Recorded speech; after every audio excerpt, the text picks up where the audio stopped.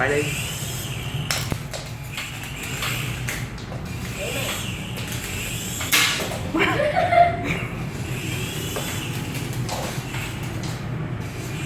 Nó bay lên coi, lấy tay ra.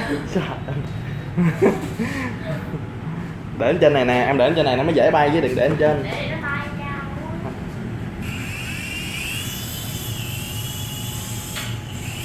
Đó. Đó. À, hiểu rồi, điều khiển nhẹ nhẹ thôi. Nhẹ thôi. Em đi chuyên nghiệp mới được.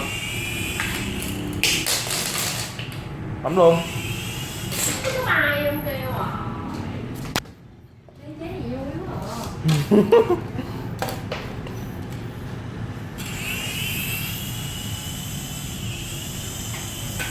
à. Ê ê. Hư rồi. Cái đó không có hư đâu, nãy giờ đụng cũng muốn nát luôn không?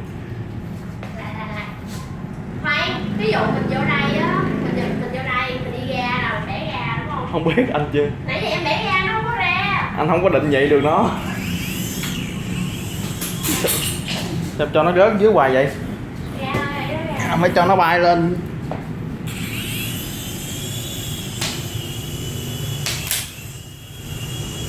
Đó. Đó. Hai cái nút này giống như để chân vậy trời.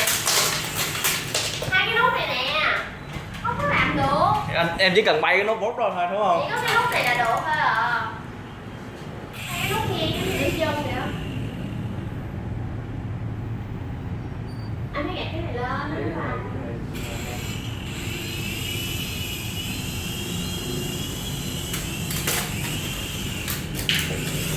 Mẹ. Trời ơi.